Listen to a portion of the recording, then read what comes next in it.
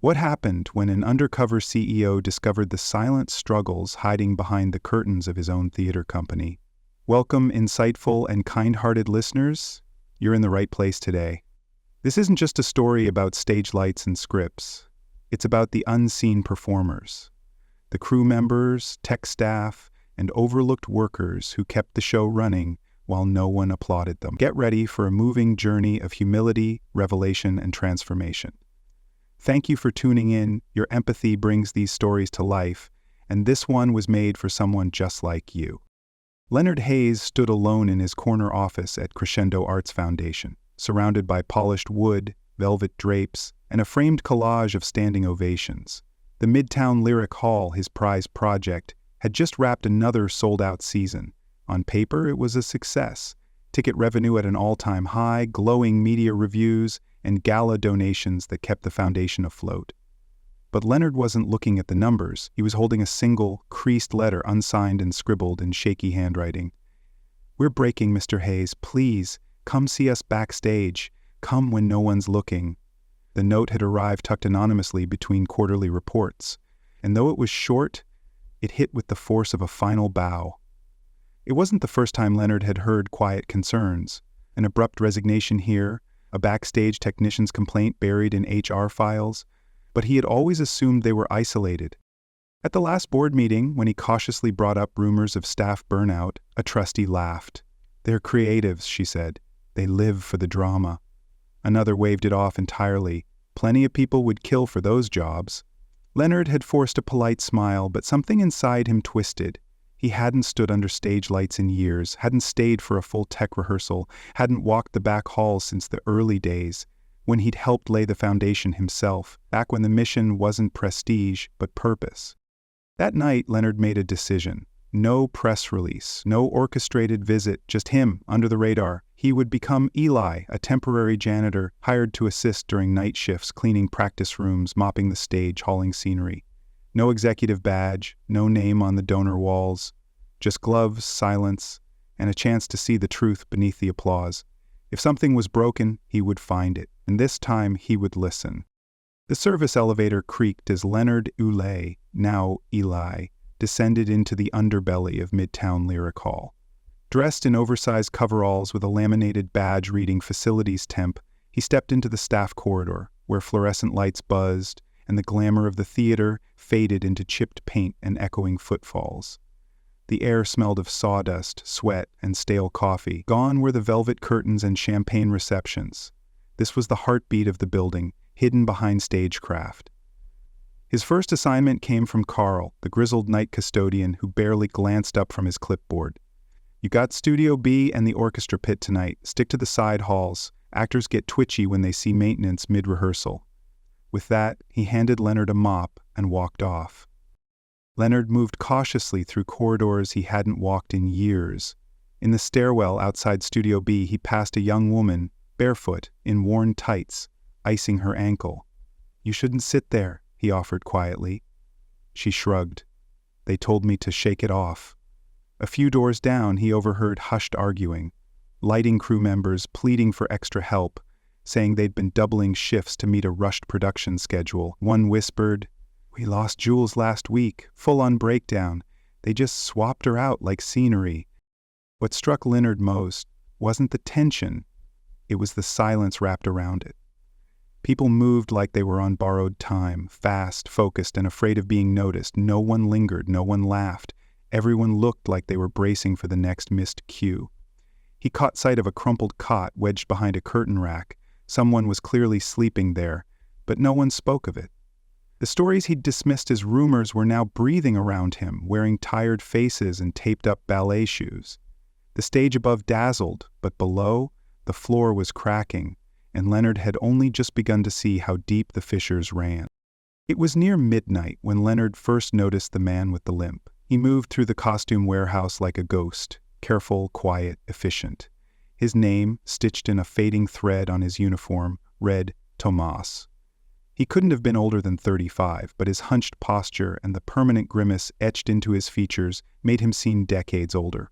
Leonard had been organizing prop shelves when Tomas stepped in to retrieve a set of hat boxes and a rack of sequin dress. He favored one leg heavily, every movement measured to minimize the pain he thought no one noticed. But Leonard noticed. He also noticed the absence of any safety gear, the frayed harness tucked behind a dusty mannequin, and the lack of any team.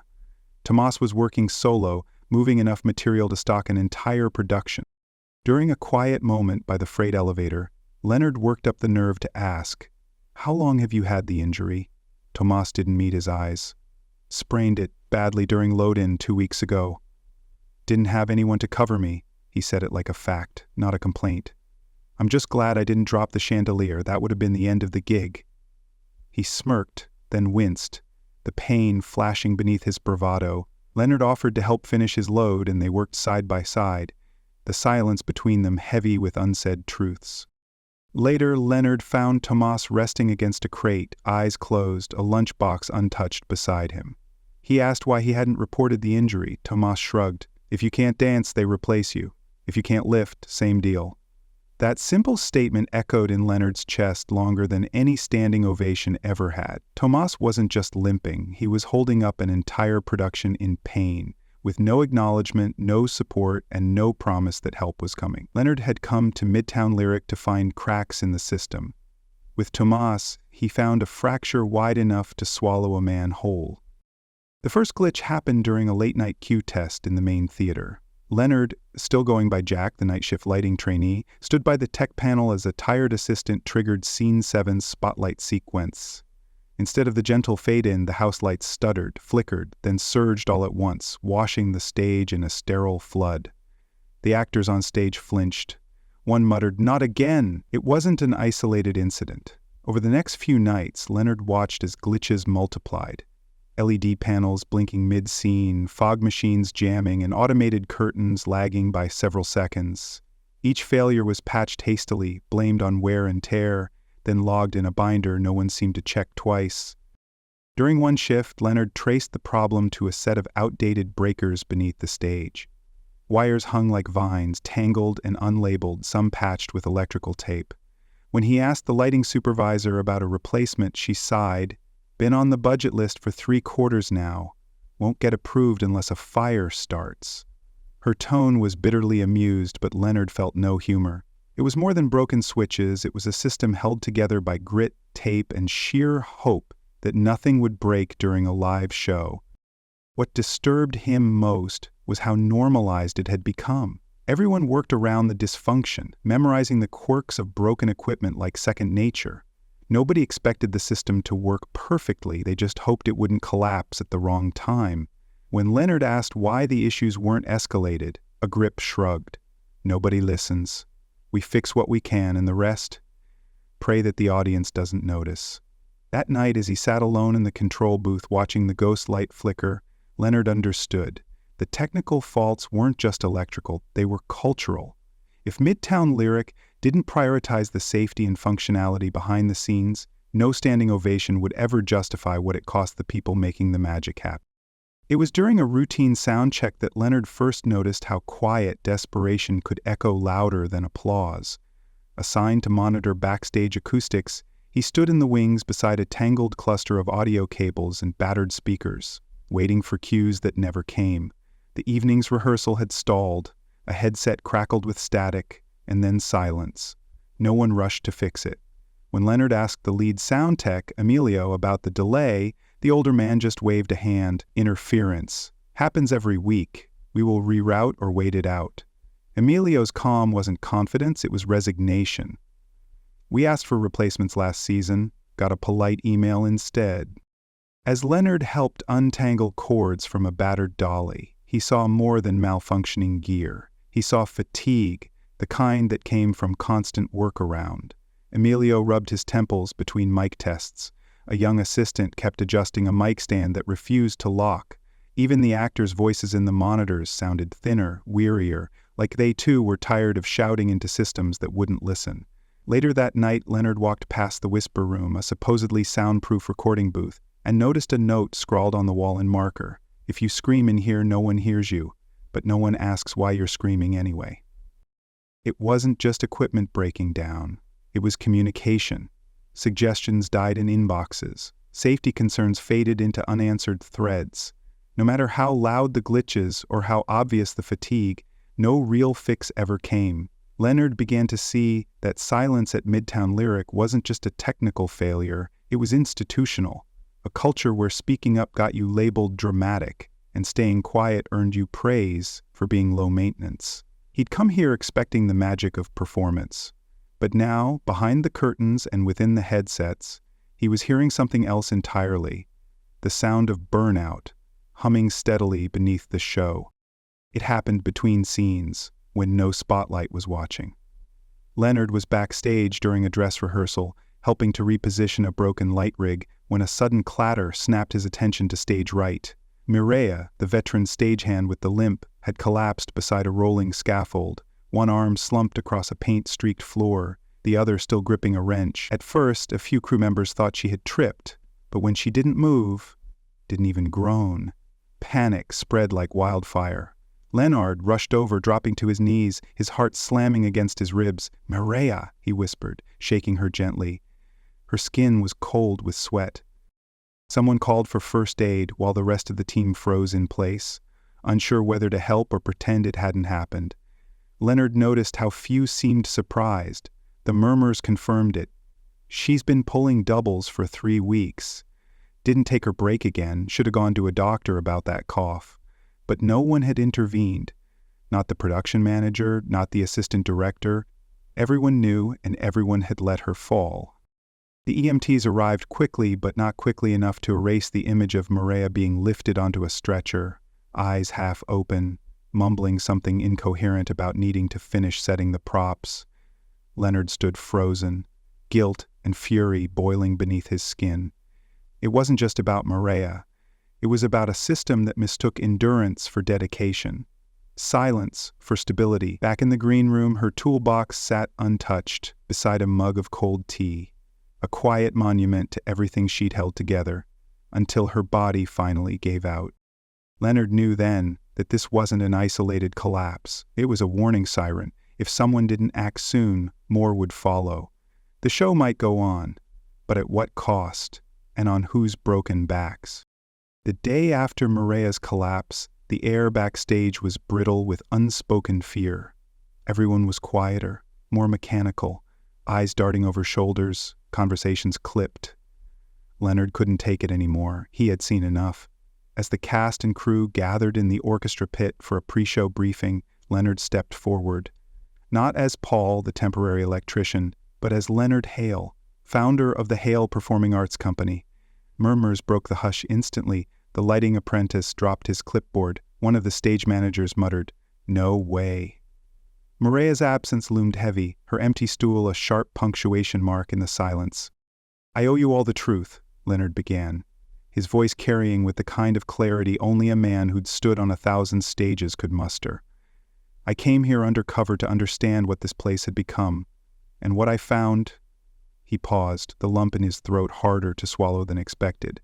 Was not a lack of talent or skill, but a lack of care, of respect, of basic human decency. Gasps echoed softly as realization rippled through the crowd.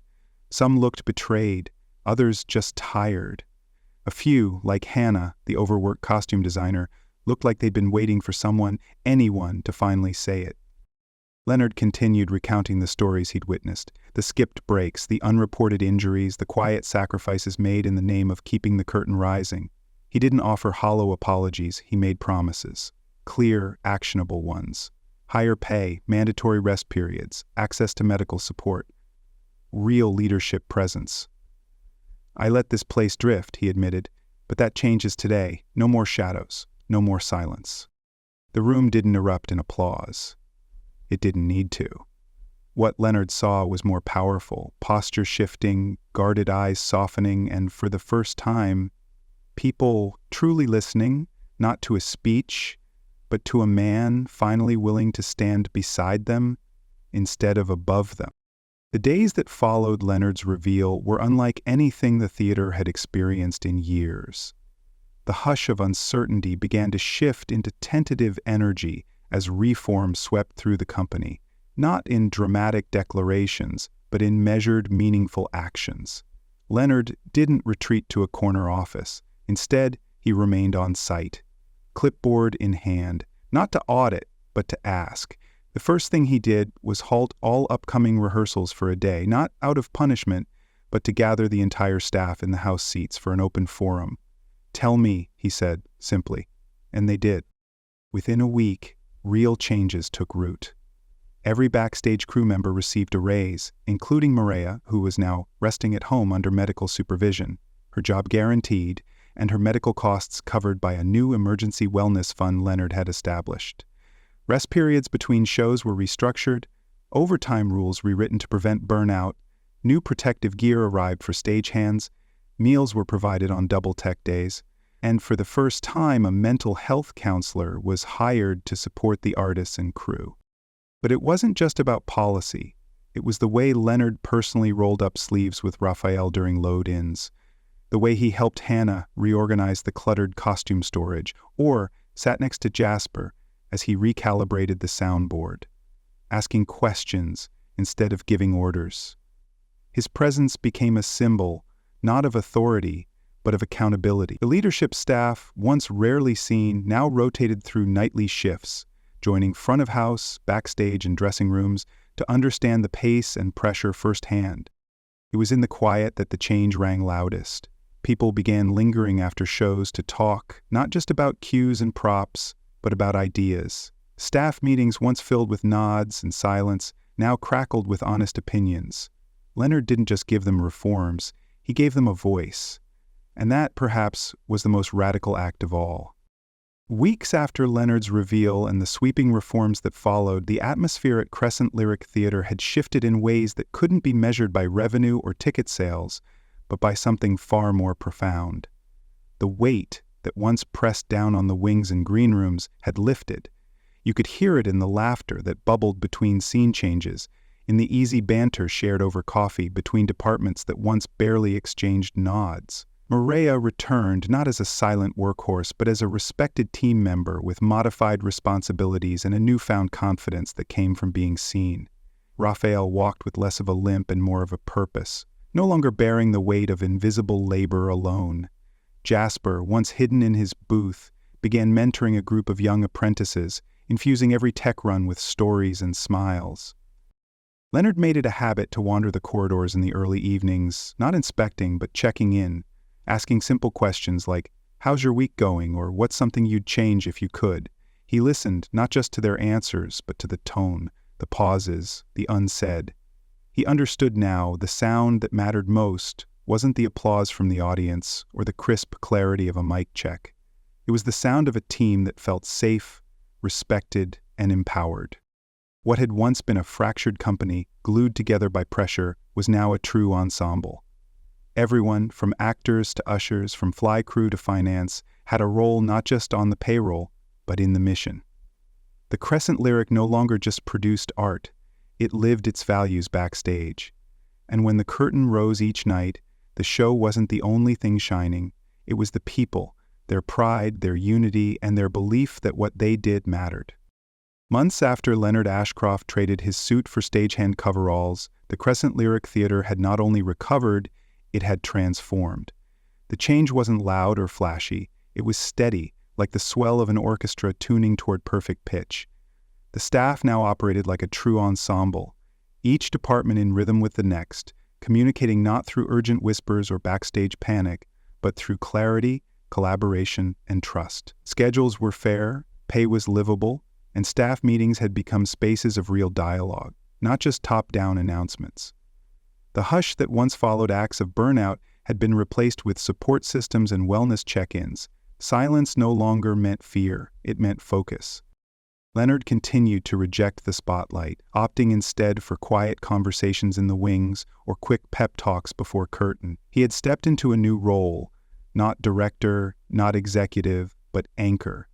He was there when the new lighting technician froze on her first cue, and he was there when Raphael led a standing ovation for the stage crew after a flawless matinee. Maria now sat on the leadership advisory board, her voice no longer just a whisper in the dark, but a guiding tone for future change. The company had begun to attract not just talent, but loyalty. Former employees reached out to return. Theater schools asked to send apprentices, and patrons, many of whom never knew what had changed, began to notice a new electricity in the performances, a sense of soul that had been missing before, because now the people behind the magic believed in what they were building and in each other. As Leonard looked out over the stage during a quiet rehearsal, hearing laughter echo through the rafters, he felt something settle inside him. This wasn't just a job, and Crescent Lyric wasn't just a company. It was music, messy, layered, human, and for the first time, it was finally in tune. The story of Leonard Ashcroft and the Crescent Lyric Theater teaches a profound lesson about leadership rooted in presence, humility, and empathy. For years, Leonard believed he understood the heartbeat of his theater company through reports, feedback forms, and secondhand updates. But it wasn't until he stepped behind the velvet curtain into the late-night shifts, the tech room frustrations, the aching joints of overworked crew, that he truly heard the silent cries for help. Real change began not with grand speeches or restructured budgets, but with one man choosing to listen without authority and act with compassion. Leonard learned that success isn't just about applause or profits. It's about the people who make the magic possible night after night. When leaders lead from among, not above, they discover the cracks that spreadsheets can't show and the resilience that titles can't measure. By seeing and supporting those once overlooked, Leonard transformed a fractured organization into a harmonious ensemble. The lesson is clear. To build something lasting, we must not only demand excellence, but ensure dignity, humanity, and respect are part of the foundation. True harmony, after all, is not found in perfection, but in people working together, finally heard.